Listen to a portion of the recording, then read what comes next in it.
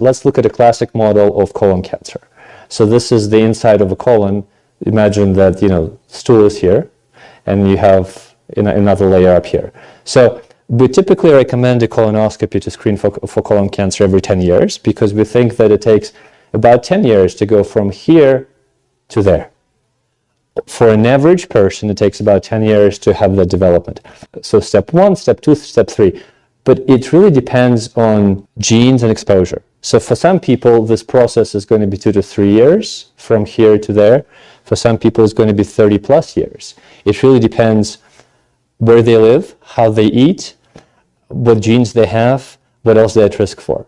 So treating populations versus treating individuals is drastically different. You can't say, well, I'm going to subject everyone to the same strategy of, I'm going to do colonoscopy every 10 years because you are going to be grossly overdiagnosing and over-procedurizing some people and grossly under-diagnosing and under-procedurizing others. So why, who cares ultimately, right? So I'm showing you lots of sort of scientific-y looking slides, and who cares? Why does it matter? Why does it matter to you? And the reason why it matters is this. 1 in 2 men in the US will have an invasive cancer in their lifetime. That's 50% of the US population. It's a true epidemic.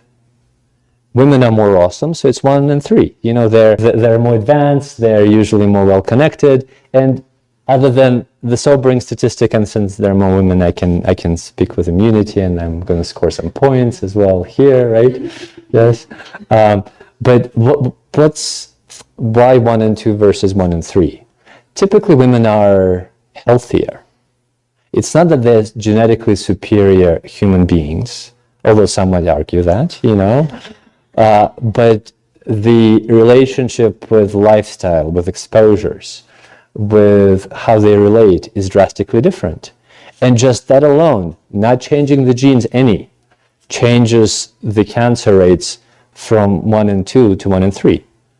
Gives you a sense that, maybe it's not all in the genes. Maybe what we do and how the choices we make affect cancer rates.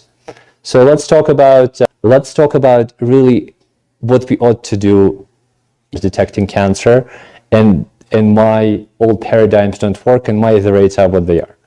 So typically, the way we screen for something would be equivalent to a dilapidating car, right? So say you don't want to do maintenance and you're just going to wait for your engine to start failing, making horrible noises, squeaking, and then you take them to the mechanic and you say,